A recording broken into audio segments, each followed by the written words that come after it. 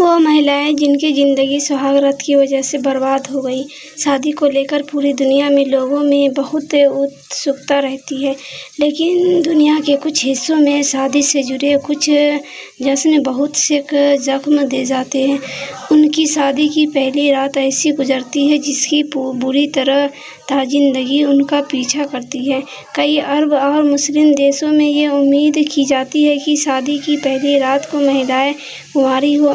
BBC अरबी ने अलग-अलग सामाजिक तबके से आने वाले कई महिलाओं से इस बारे में बात की और ये समझने की कोशिश की कि शादी से जुड़े इस रिवाज का उनकी शादीशुदा ज़िंदगी पर क्या असर पड़ा और किस तरह सेक्स एजुकेशन की कमी ने उनकी शादी पर प्रभाव डाला। ये उन महिलाओं से हुई बातचीत के संक्षिप्त अंश हैं जिसमें वो ये बात बता रही है कि सुहागरात के साथ ही उनकी ज़िंदगी किस तरह उलट-पुलट हो गई।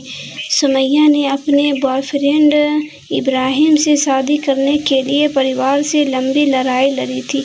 परिवार इसके लिए राज़ी नहीं था, लेकिन सुमैया इब्राहिम से बेइंतहा मोहब्बत करती थी और उसे किसी भी लड़की के लिए आदर्श शौहर मानती थी। लेकिन सुमैया को इस बात का बिल्कुल भी अंदाज़ा नहीं था कि उन्हें बहुत बड़ा सदमा लगने वाला है। शादी के बाद इब्राहिम के साथ पहली रात को ही कुछ ऐसा हुआ जब सुमैया की सारी मोहब्बत काफूर हो गई। शादी के बाद पहली रात या सुहागरात को प्रवेश की रात भी कहती हैं। उस रात सुमैया के कौमार्य को लेकर उसे सवाल ने उसके दिल से इब्राहिम के लिए मोहब्बत को हमेशा के लिए मिटा दिया। उस वक्त सुमैया की उम्र 23 बरस थी। वो सीरिया की राजधानी दमिश्क की यूनिवर्सिटी में अरबी साहित्य में पढ़ाई कर रही थी। उसकी डिग्री पूरी ही होने वाली थी, लेकिन वो इब्राहिम से बहुत प्यार करती थी। इब्राहिम ने भी सुमैया से वादा किया था कि कुछ भी हो जाए लेकिन वो उसे पढ़ाई पूरी करने देगा। सुमैया का परिवार चाहता था कि वो पहले अपनी पढ़ाई पूरी कर ले। साथ ही सुमैया के परिवार को इस बात से भी दिक्कत भी थी, इब्राहिम के पास अपना घर नहीं था। फिर भी सुमैया इब्राहिम से शादी के लिए अड़ी हुई थी। उन्होंने अपने पूरे परिवार के विरोध का डट कर मुकाबला किया, यहाँ तक कि ये भी कह दिया कि वो इब्राहिम की माँ के पास रहने चली जाएगी, जिन्हें वो अपनी माँ की तरह ही मानती थी। लेकिन सुहागरात को सुमैया को ज़बरदस्ती सदमा लगा। अभी सुमैया शादी की रस्में निपटाकर ठीक से सांस भी नहीं ले पाई थी कि उनका शौहर शारीरिक संबंधों के लिए जोर डालने लगा। सुमैया के पति इब्राहिम को बस उनका कौमार्य जांचने की जल्दी थी। वो बस ये जानना चाहता था कि सुमैया की योनि द्वार की झिल्ली सही सलामत है या नहीं।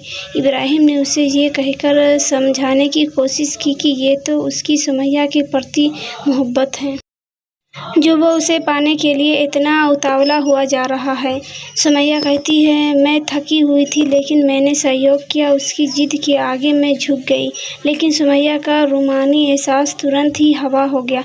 जैसे ही यौन संबंध बनाने के बाद इब्राहिम ने कहा कि खून तो निकला नहीं, तो सुमैया को लग गया कि उसके पति को उसके कौमार्य पर शक हो गया है।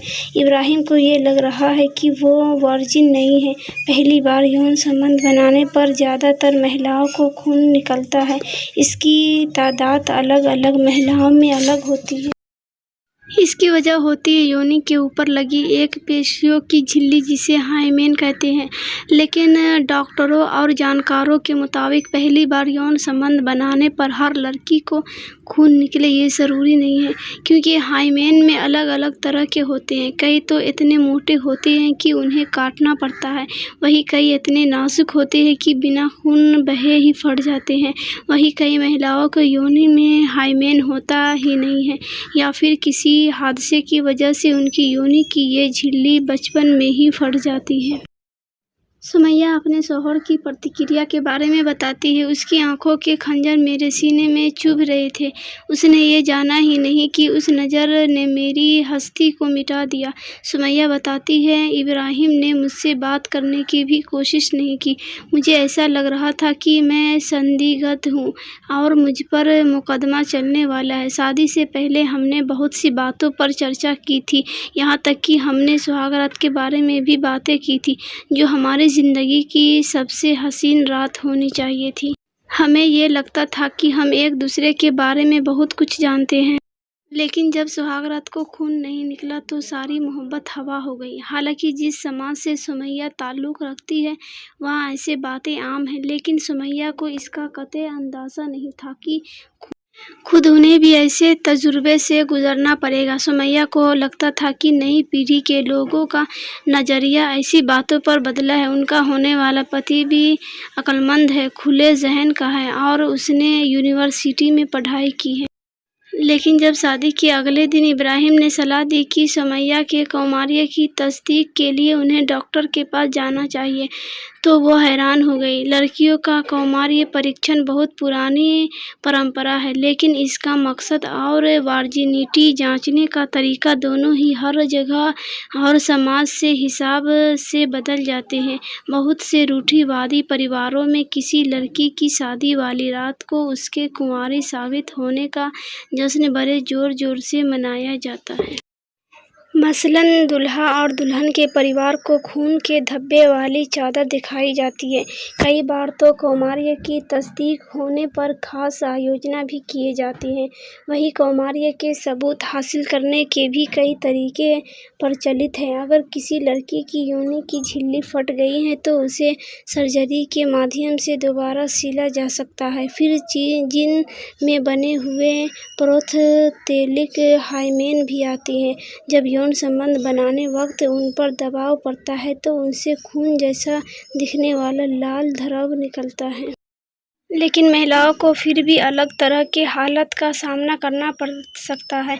अगर उनका कौमार्य शादी वाली रात को साबित नहीं हुआ तो उनकी सम्मान के नाम पर हत्या भी की जा सकती है। शादी के अगले दिन सुमैया और उनका पति एक डॉक्टर से मिले, जिसने जांच के बाद बताया कि सुमैया का हाइमेन काफ़ी मोटा था और ये तभी फटेगा जब वो कुदरती तौर पर किसी बच्चे को जन्म देगी। ये जानकर सुमैया के खाविंद ने राहत की सांस ली और उसके चेहरे पर मुस्कुराहट आ गई, लेकिन तब तक बहुत देर हो चुकी थी।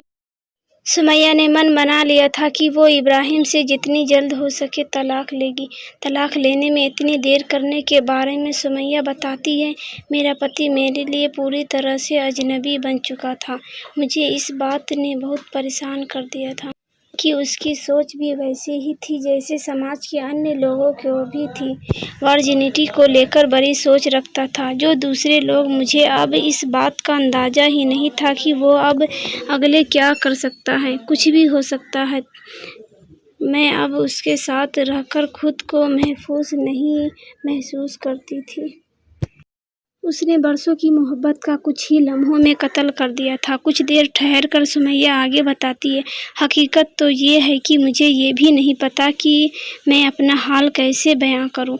मैं उस रात के बाद उसके बारे में कैसा महसूस करती थी, लेकिन जिस दिन से उसने मेरी हस्ती को महज का मामूली झिल्ली तक समेट लिया था, उस दिन से मेरे लिए उसके साथ एक एक पल गुजारना दुश्वार हो गया था। आखिर मैं एक इंसान हूँ, एक मांसपेशी का टुकड़ा तो नहीं। उस दिन के बाद से सुमैया का ज़हनी सुकून छीन गया था।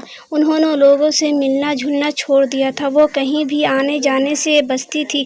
उन्हें लगता था कि वो किसी आम महिला जैसी ज़िंदगी ही जी रही है, जहाँ पर पत्नी अपने शौहर की राजमंदी के बगैर कमज़ोर होती है, उसकी अपनी कोई हस्ती नहीं होती। अगले दिन महीनों तक वो बेमन से इब्राहिम के साथ सेक्स करती रही। सुमैया बताती है, जब वो मेरे साथ हम बिस्तरी होता था तो मुझे अंदर से घिन आती थी। मैं उसे नहीं चाहती थी। मुझे कुछ भी महसूस नहीं होता था क्योंकि मेरा सारा उत्साह सुहाग रात को ही ख़त्म हो चुका था। मैं बस उसके काम निपटाने का इंतज़ार करती थी ताकि वो मुझे तन्हा छोड़ दे। उसके साथ सेक्स करना मुझे गंदा और धोखेबाजी जैसा लगता था। मेरे लिए ये एक काम था, एक जिम्मेदारी थी जो निभाने होती थी। ये मोहब्बत नहीं थी। सुमैया जिस समाज से ताल्लुक़ रखती थी वहाँ ऐसी बातें आम हैं। उनकी जैसी बहुत सी महिलाएं हैं जो मजबूती से बंद दरवाज़ों के पीछे खुद को खुद से छुपाए हुए ज़िंदगी जी रही है ताकि समाज के तानों और नफ़रत भरे बोलों से खुद को बचा सके। लेकिन ऐसी शादियों से होने वाले बच्चों और परिवारों पर ऐसी बातों का बहुत बुरा असर होता है, खास तौर से जब ऐसे मामलों पर खुलकर चर्चा नहीं होती। अमल अल हामिद एक मनोचिकित्सक हैं। उन्होंने बीबीसी से इस बारे में बात किया और बताया कि शादी की रात किसी लड़की की हालत कैसी होती है। अमल ऐसी तमाम लड़कियों को और जोड़ों को मशवरे देती है जिनकी शादी होने वाली होती है, ताकि अनचाहे परेशानी न पैदा हो। अमल कहती हैं, हमारे समाज में आम तौर पर मनोवैज्ञानिक सलाह नहीं ली जाती क्योंकि इसे लेकर कई तरह के पूर्वाग्रह हैं।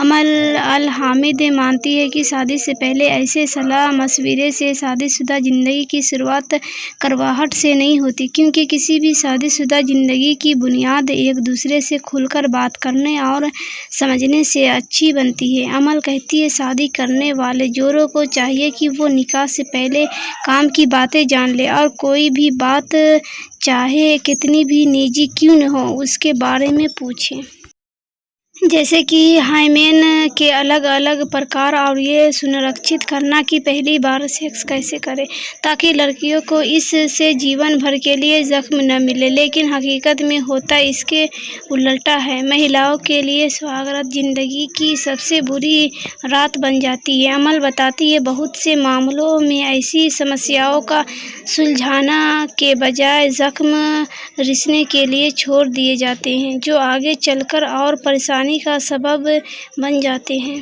बीबीसी ने 20 लोगों से पूछा कि अगर उन्हें पहली बार शारीरिक संबंध बनाते समय बीवियों में कौमार्य के सबूत नहीं मिले तो वो क्या करेंगे। इन लोगों की उम्र 20 से 45 बरस के बीच थी। इनमें से कई शादीशुदा थे और कई तो पढ़े लिखे तबके से ताल्लुक़ रखते थे, जो डॉक्टर थे, अध्यापक थे और खुद के खुले ज़हन वाला होने के दावे करते थे। और इनके जवाब क्या थे?